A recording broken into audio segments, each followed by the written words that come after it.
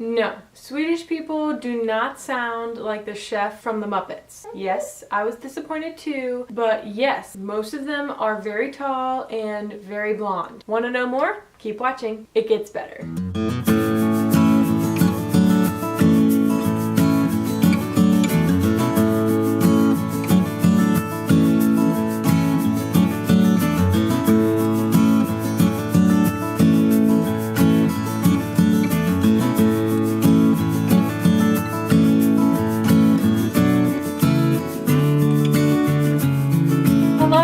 Welcome back to my channel for this bonus video. Bonus! If you hear a little song in the background, I have Aria over here trying to take a nap, so her little lamb is singing her Jesus Loves Me. Today, I will be starting a series on my European adventure.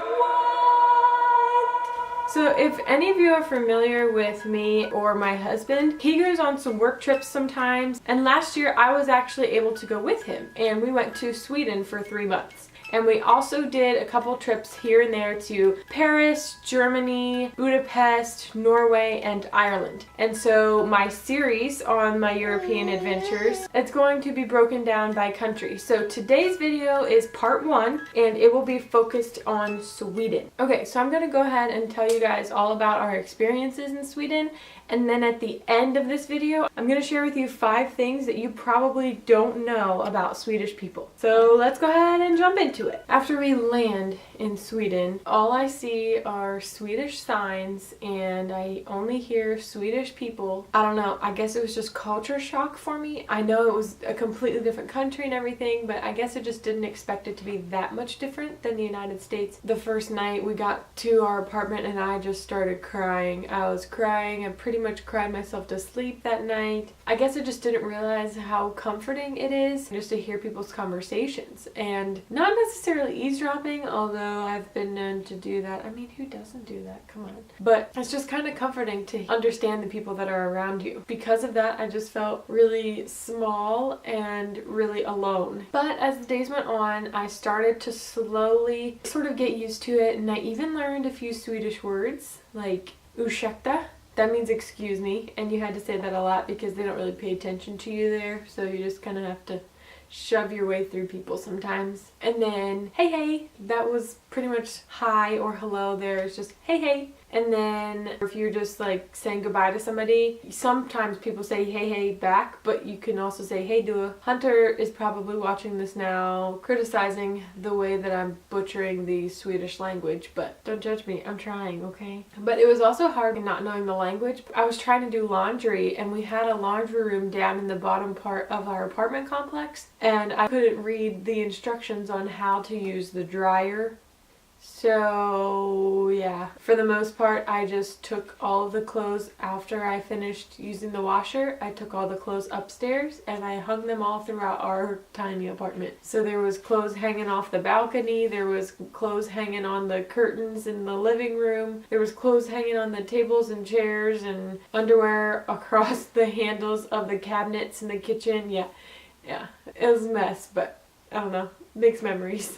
Our apartment complex was actually right near a big lake. You could try a couple different trails to go around the lake. It was beautiful. I walked it almost every day. Everything is so green.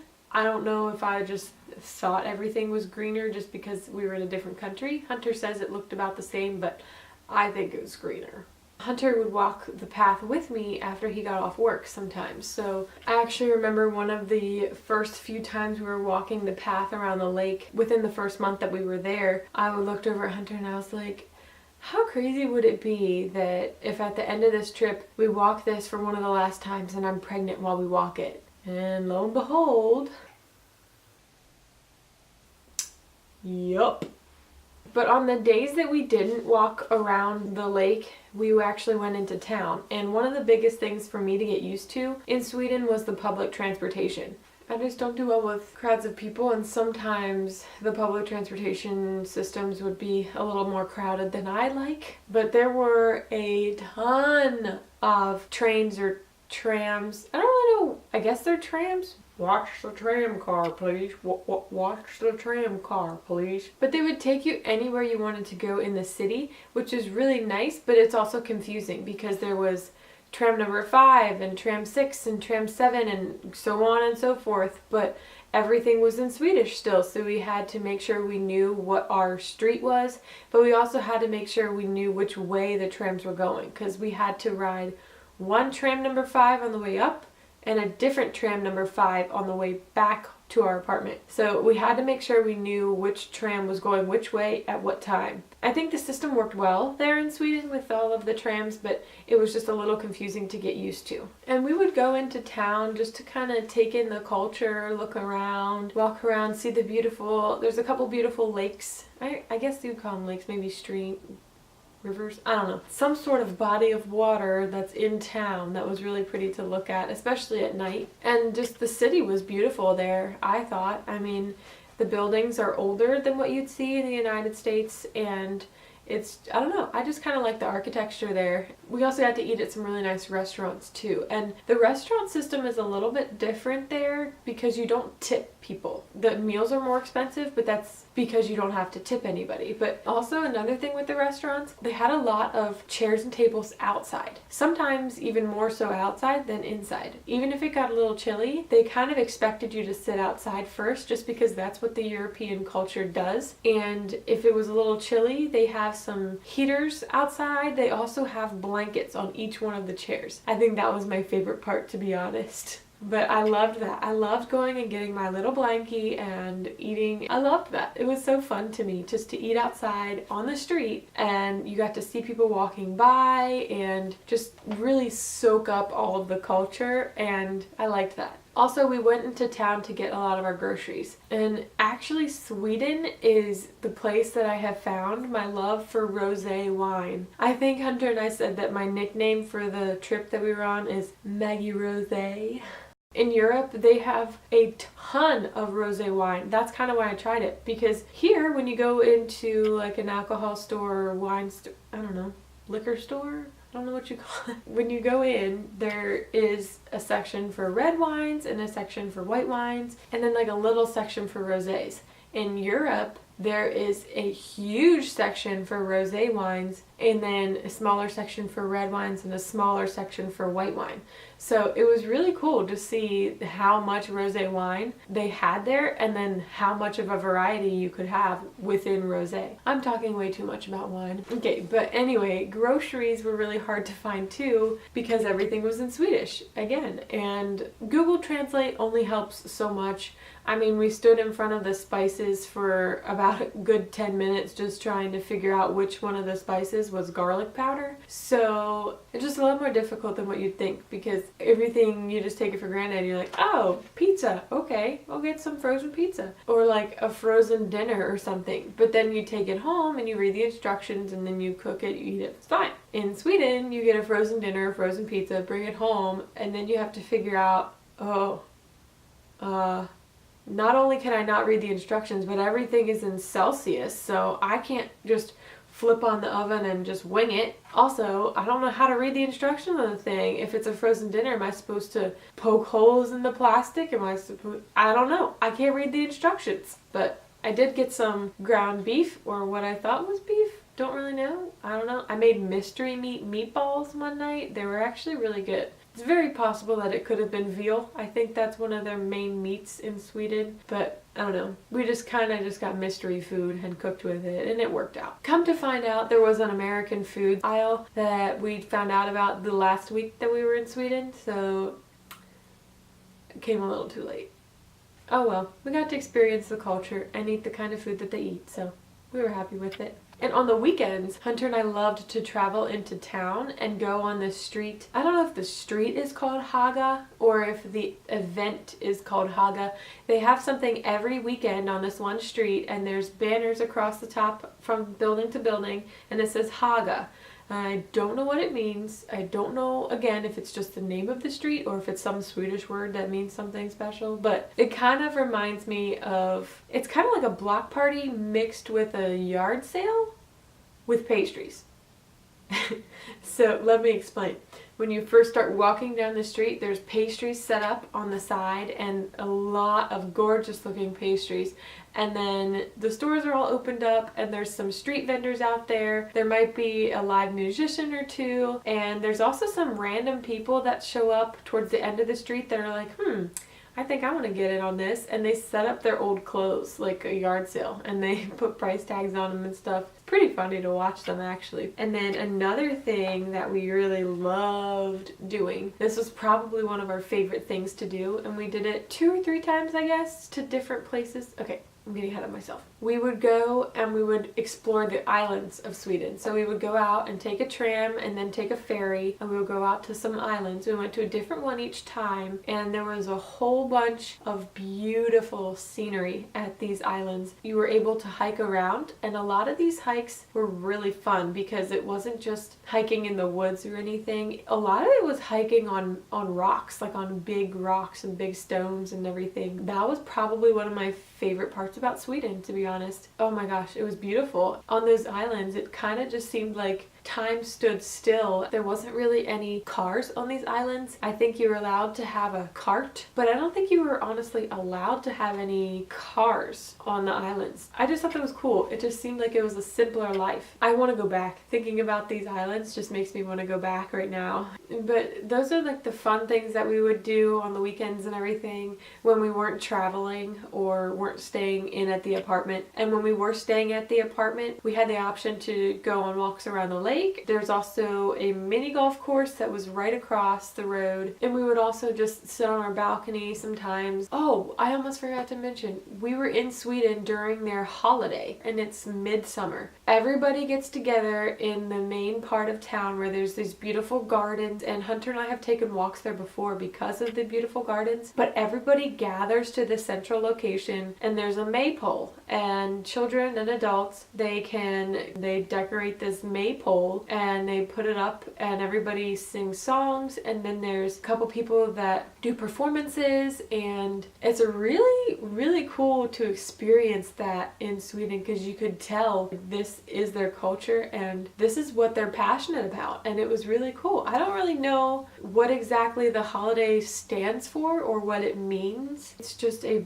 big celebration of summer. A lot of flowers, a lot of dancing, and all of the women wear these crowns of flowers. So I don't know if some of you guys know the Snapchat filters of the flower crowns. That's exactly what it looks like. I think they're supposed to take them home and take some of their either favorite flowers or just some of the flowers and put them on their pillows or under their pillow, and then when they sleep at night they're supposed to dream of the man that they're eventually going to marry. Please don't quote me on that. That's just from what I understand and the little bit that I read on Google. It was just really fun to see that and really cool to be a part of that big celebration. And apparently to Swedes, it's one of the biggest holidays other than Christmas. Okay, and as promised, I wanted to let you guys know of the 5 things that you probably don't know about Swedish people. So let's do it. Number 1, Swedish people do not have accents. Or if they have an accent, it's not very thick. Honestly though, these Swedish people probably speak English better than me. Number 2 is probably the most crazy thing to me. Apparently in Sweden, they have some unspoken rule that you're not allowed to look at someone or smile and nod at them when you walk by. I didn't know that. I took my first walk around the lake. A lot of people exercise in Sweden, so I passed a lot of people and I was like, oh. And sometimes I would say hi or hello. So they either look at you like you're some sort of crazy freakish person, or they just pretend like nothing happened. Some of them don't even look up. But if they do look up, they look at you and they're like,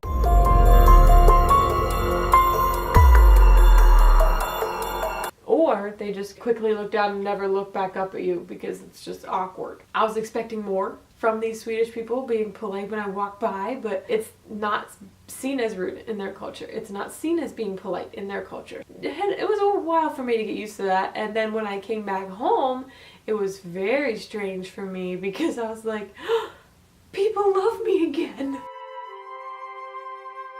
Number 3 is that I saw a lot of men pushing strollers in Sweden. And I saw women pushing strollers too, But the main reason I saw men pushing strollers is that not only women, but men also get parental leave for when you have a baby. In Sweden, both parents get a combined total of 480 days of parental leave. Let me repeat that.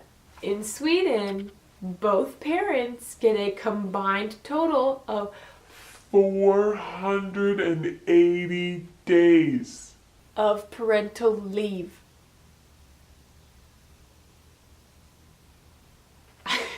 Number 4, Swedish people are very fashionable and they wear skinny jeans all the time. Lots of skinny jeans. My biggest mistake was bringing along a pair of my flare jeans and wearing them in town in Gothenburg. Normally people don't look at you, like I was saying, but people looked at me. Not in a very positive way. Don't wear flare jeans in Europe. Take it from me.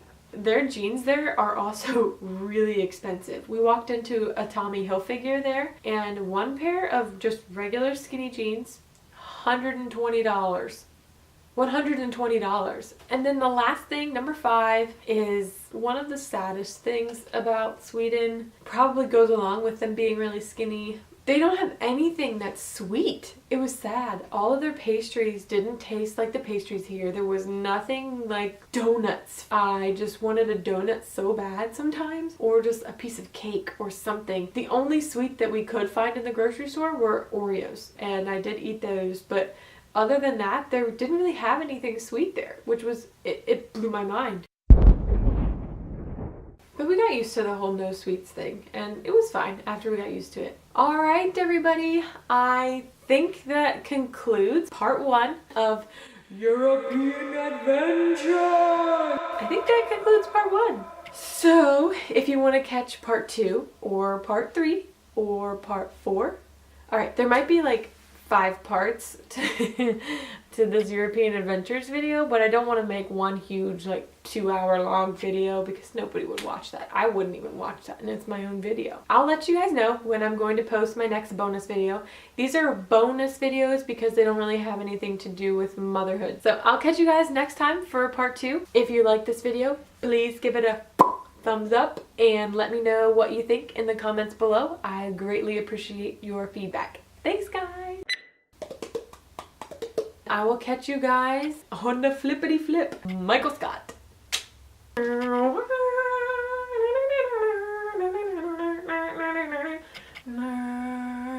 That is the office theme song. Done by interpretive dance. Why am I talking about this? Oh man. I figured out that I really like rosé wine and wine. Oh, I forgot earrings.